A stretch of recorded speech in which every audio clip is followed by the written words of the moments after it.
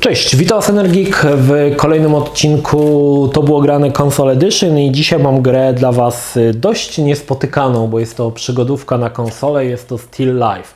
Oryginalnie w grę grałem na PC-cie, ale pojawiła się też wersja chyba na PlayStation 2 też się pojawiła, no i oczywiście wersja na Xboxa. Jeszcze sobie zerknę, żeby Was nie skłamać. Nie pojawiła się jednak na PlayStation 2, czyli pojawiła się tylko na Xboxie i na PC-cie.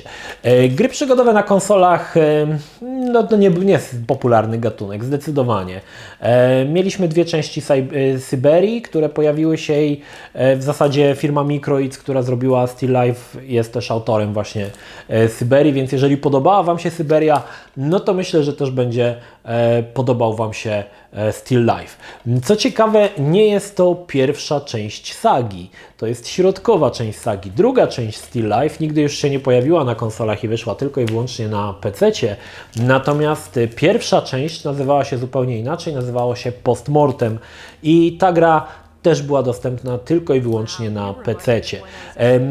Co prawda Postmortem i Still Life nie łączy jedna postać, bo w Postmortem, o ile dobrze pamiętam, gramy dziadkiem głównej bohaterki, gdzie będziemy mieli tutaj w tej części też nawiązanie do tego.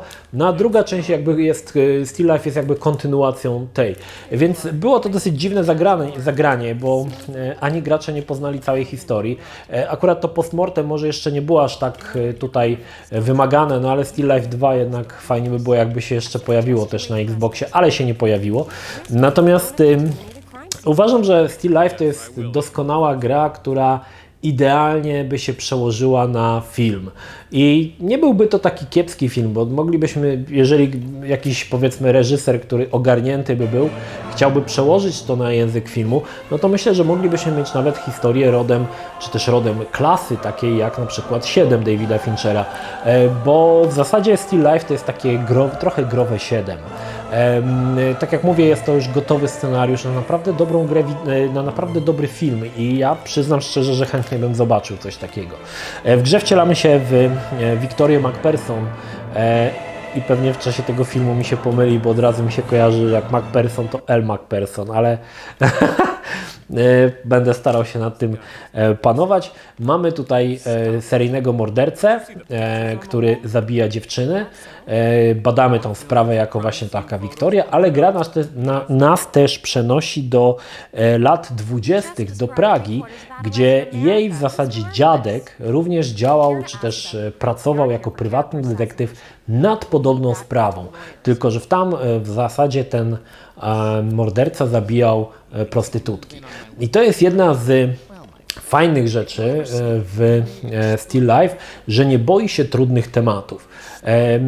Gra w zasadzie operuje właśnie jakimiś takimi mrocznymi, znaczy historia jest ogólnie mroczna, ale nie jest ugrzeczniona. Często w grach są pewne niedopowiedzenia, żebyś czegoś się domyślał. Tu jest powiedziane wprost. I to jest, wydaje mi się, bardzo fajne, że Microids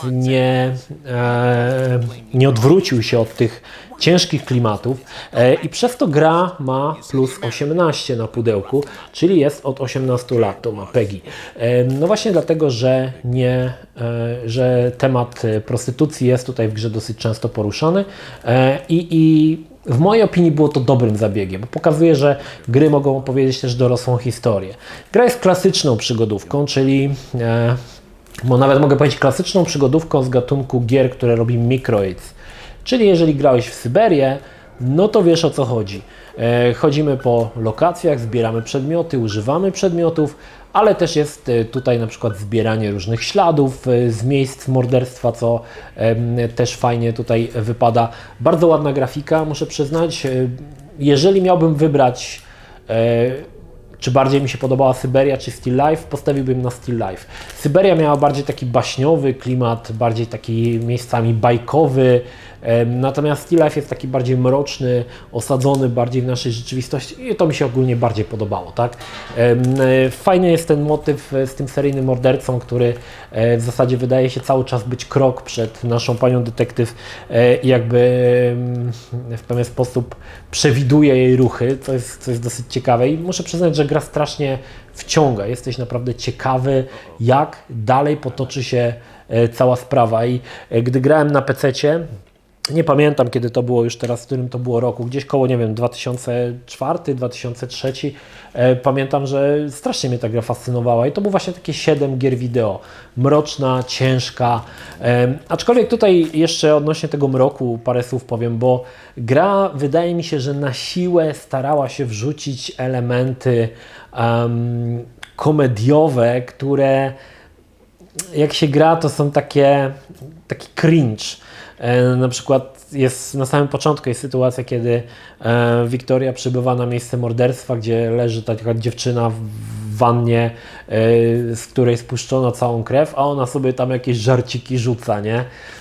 To jest takie dosyć kiepskie, nie? Nie wiem, czy to miało troszkę złagodzić tą historię, ale wydaje mi się, że jakby tego nie było, to ten wydźwięk tej gry był jeszcze mroczniejszy i wydaje mi się, że jeszcze byłby bardziej silny. Natomiast tutaj takie żarciki, wydaje mi się, że trochę nie na miejscu są i wydaje mi się też, że później, im dalej w grze, z tych żarcików jakby rezygnowano, bo chyba zdano sobie sprawę, że nie o to tutaj chodzi, tak, żeby te gry raczej były takie dosyć właśnie mroczne, a nie emanowały jakimiś tam głupawymi odzywkami. Ojej, się zawiesiłem. Także jeżeli chodzi o samą rozgrywkę, no to klasyczna przygodówka. Tak jak mówię, nie za wiele jest przygodówek na konsolach, więc jeżeli chcecie sobie sprawdzić taką klasyczną przygodówkę, point and click, bo dzisiaj się mówi, że gry przygodowe to są gry decyzyjne, typu, nie wiem, Walking Dead od Telltale, ale mi chodzi o taką klasyczną przygodówkę, gdzie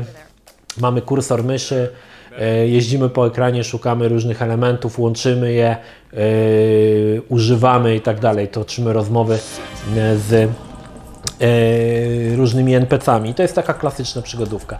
Muszę pochwalić też cutscenki. Dzisiaj może te cutscenki już dobrze nie wyglądają, ale w momencie, kiedy gra się pojawiła, naprawdę robiły wrażenie i wyglądały naprawdę spoko.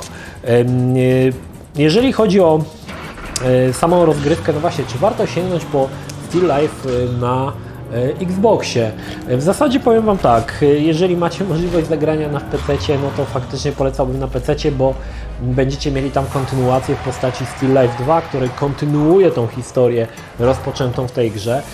Natomiast no, ta wersja konsolowa to jest gra, która nie stanowi pełnej całości.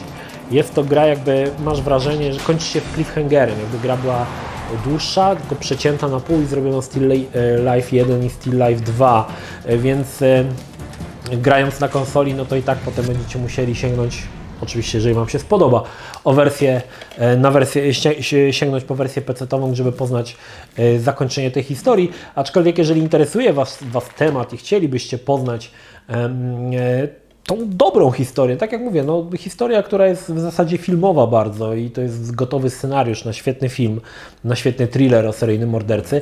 Zachęcałbym, żeby sięgnąć jeszcze po tą grę Postmortem, czyli takiego prequel tej gry, aczkolwiek tutaj jeszcze parę słów powiem, że Postmortem jest zrobione w troszkę inny sposób, bo tutaj mamy cały czas bohaterkę, czyli tak klasyczną ujęcie gry przygodowej, że mamy bohaterkę na ekranie, gdzie klikniemy, to widzimy, jak ona sobie idzie. W Postmortem mamy akcję, gdzie widzimy jakby z oczu na statycznych screenach i to myślę, że dla wielu graczy młodszych może być takim troszkę odrzucającym od tej gry, ale warto się przemęczyć, bo te trzy jakby części, może ten Postmortem mniej, ale też stanowią jakby całość, także jest to naprawdę według mnie fajna historia, którą warto poznać. No i cóż, no wystarczy tylko sobie odpowiedzieć na pytanie, czy podobała Ci się Syberia. Jeżeli podobała Ci się Syberia, no to nie ma się co nad czym zastanawiać, żeby sięgnąć po Still Life. Jeżeli chodzi o drugą część, nie wiem, czy zrobię akurat materiał o drugiej części. W zasadzie mam ją na PC-cie, ale nie wiem, czy do to było grane, ona się nadaje, bo chociaż może się nadaje, to nie jest jeszcze w sumie taka młoda gra, więc może jeszcze materiał jakiś o tym powstanie, może jeszcze o Postmortem coś zrobię, chociaż zawsze sobie stawiam takie założenie, że w serii to było grane są tylko gry w big boxach, i przez lata mi się to udawało, a niestety Still Life 2 nie wyszło w Big Boxie, tylko w tradycyjnym DVD case'ie, więc nie wiem, czy coś takiego zrobię. Natomiast to jest też ciekawy przykład, że pierwszy Xbox to był w zasadzie PC zamknięty w pudełku i to nie jest jakby rzecz, którą odkrywasz, bo oryginalna nazwa Xboxa to było Direct Xbox. Potem to skompresowano do Xboxa, więc jasnym jest, że działał on na bibliotekach DirectX i to był zamknięty PC w pudełku, więc przenoszenie czy też portowanie gier z PC-ów na Xboxy było o wiele prostsze, tak? Więc większość tych gier po prostu z PC-ta było przenoszonych niemal żywcem. Oczywiście w niższej rozdzielczości zazwyczaj, ale żywcem to były przeniesione gry z jednego z PC-ta właśnie na Xboxa i Still Life jest właśnie takim przykładem przeniesienia gry z PC-ta na Xboxa i oczywiście, tak jak mówię, no, mógłbym zagrać to na PC-cie, ale wybrałem konsolę Xbox, bo też byłem ciekawy, jak ta gra wygląda i one w zasadzie pod kątem jakości wykonania nie różnią się w ogóle od wersji PC-towej, poza tym, że ta wersja jest w rozdzielczości 480p, a chyba ta PC-towa jest 800x600, teraz nie chcę tutaj skłamać. Niemniej, jeżeli lubicie mroczne klimaty, lubicie historię o seryjnych mordercach, podobają Wam się takie gry mroczne, ciężkie, to Still Life jest zdecydowanie grą, po którą warto sięgnąć. Dodam jeszcze, że jest to przygodówka, nazwałbym to nowej fali, czyli gra, w której bardzo ciężko się zaciąć, nie giniesz w niej, to akurat oceniam mocno na plus, ale jest to gra, która jest ewidentnie prostsza niż przygodówki z początku lat 90. typu, nie wiem, gry od Sierry czy LucasArtsu, gdzie całymi tygodniami myślałeś nad jedną zagadką. Tutaj jest zdecydowanie to prostsze, więc raczej nie będziesz miał nawet sytuacji, że się zatniesz, a nawet jak się zatniesz, to niewielka liczba elementów, których możesz użyć, czy też przedmiotów, które możesz użyć, sprawią, że szybko do tego dojdziesz, co trzeba zrobić. I jest to kiedyś bym powiedział, że to jest wada, bo kiedyś gry przygodowe w latach 90. uznawano, że gry przygodowe muszą być trudne. Pamiętam, jak wyszedł Full Throttle od LucasArts i bardzo dużo ludzi zarzucało, że ta gra jest po prostu za prosta, że nie wymaga właśnie główkowania całymi dniami nad jedną zagadką, że jest to za proste.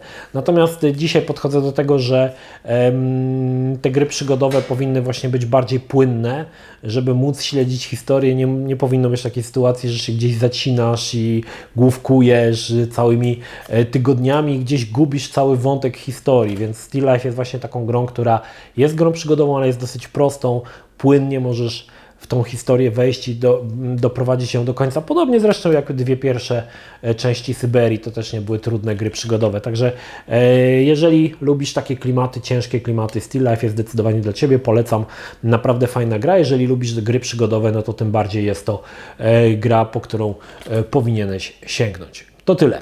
Pozdrawiam Was, Energik. Trzymajcie się. Do następnego. Cześć.